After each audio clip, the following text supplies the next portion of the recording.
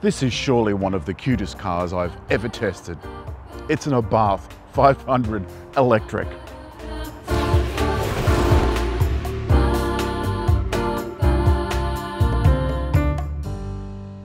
Abarth used to mean a hotted up Fiat of some kind, a Spider or a 500.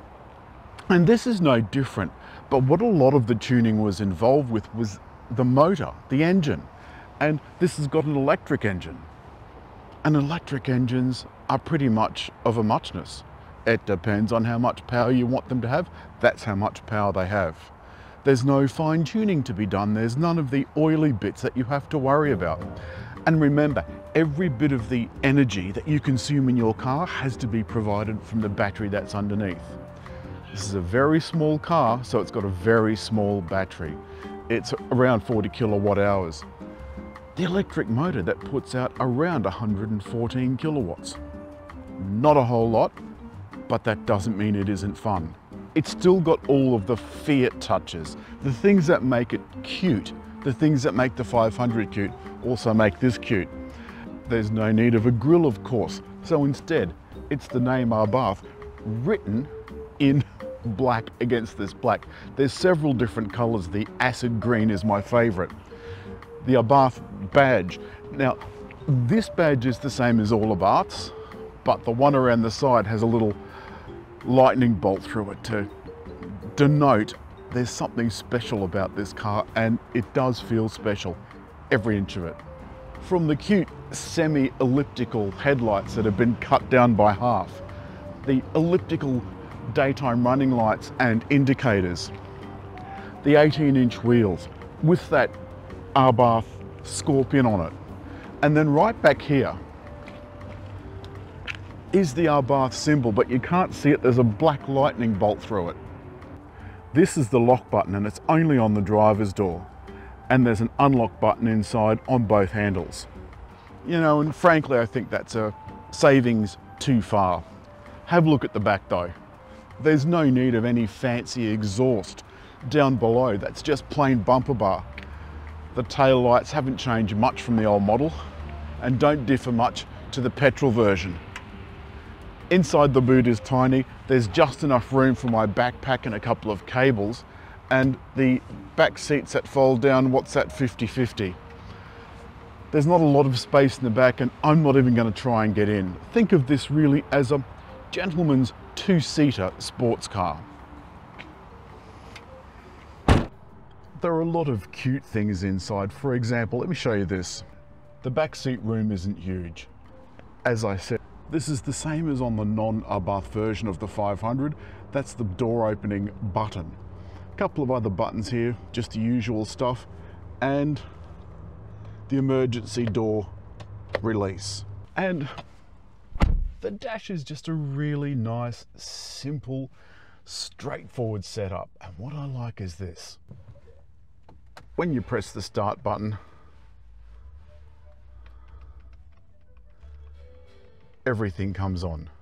I'm just trying to find the volume button, etc., etc. Remember, this is a Fiat Chrysler, and it continues the obsession with buttons behind the steering wheel that nobody can find unless you know they're there. Very tricky.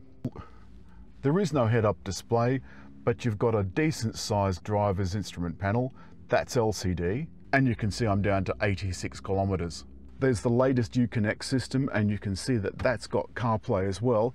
That's wireless, as is Android Auto, which is good to see that most companies are now doing that, and they're not charging you like BMW. There's the scorpion symbol again in the acid green, and a nice simple set of steering wheel buttons. You'll notice there's no distance control here for the cruise control, and that means it's not active, which I think is a little bit of a shame. There's a couple of things that this is missing, but then it is what it is. It is this little sports car. You can see that the sunroof has got a manual cover, but I can't close it because I've got the camera in the way. And have a look at this for a gear selector. Just a couple of buttons to give you direction on the dashboard, just where the cityscape is for the Qi charger. There's a USB here, some USBs in the center console, and a 12-volt outlet, and some floor level vents. on what is more or less a flat floor. But there's other things too. The Alcantara upholstery is really delicious, very sporty. The seats, very sporty. And this Alcantara grips you in corners. But most of all, I love the simple design of the dashboard. It is just easy, it's simple, it's cute, and everything works. I've started that, the vehicle's ready to drive. I've got the air conditioning on as well. That's a single zone of air conditioning. Now you can see the steering wheel's moving. And I just hit the accelerator and it releases. One of the buttons down here that I didn't show you before was the drive mode button, or the E mode button. You push it up and it goes into Scorpion Street. Push it up again and it goes into Scorpion Track. Not only does it give the motor a little bit more oomph, and I'll actually leave it in the top one for the time being, but it seems to make the whole car a little bit more urgent than it otherwise would be.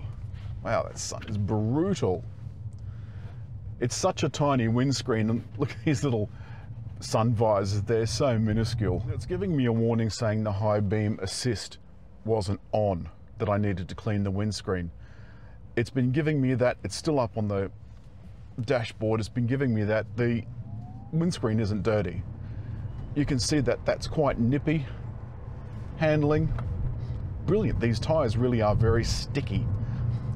And I did give it the beans going up the old Pacific Highway the other day. Oh, this man's on the wrong side of the road, jeez. Some people just honestly shouldn't have licenses.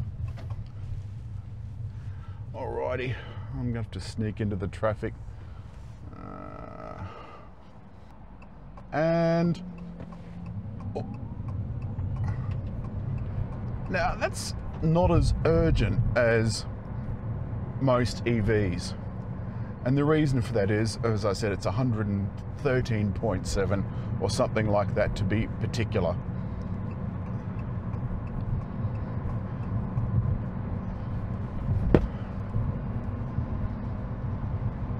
The cabin has a little bit of noise in it. You see at night, it has backlit buttons. Give the windscreen a bit of a wipe. The lane control button is here on the end, so I've turned that on. This is lane departure. It's not keeping me centered. It will ping pong me from side to side if I allow it. I'm not going to put the cruise control on yet because we're not yet up to speed.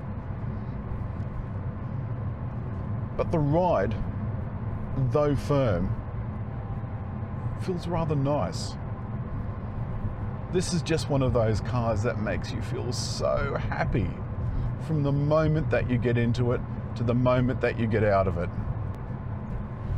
My one problem this week has been that I would normally do a little bit of a cruise around, and I haven't been able to do that this week, simply because my range is 230 kilometers. When I got into it, it was full. 230 kilometers was my lot. It is an 85 kilowatt charger maximum, so it will take about half an hour to get from 10 to 80%. All batteries, you should only charge them to 80% unless you need the full charge, because it's not good for the battery. Doesn't matter what the manufacturers say. So long as it's lithium-ion batteries, they really shouldn't be charged fully all the time, and they shouldn't always use fast charging either. And that's what I'd be limited to. I'd be limited to fast charging from a public charger because I don't have a wall socket at home. That would worry me. And also there's no charging really close to home. But gosh, I find it very difficult not to like this car. Sorry, I thought that car was going to come straight across in front of me.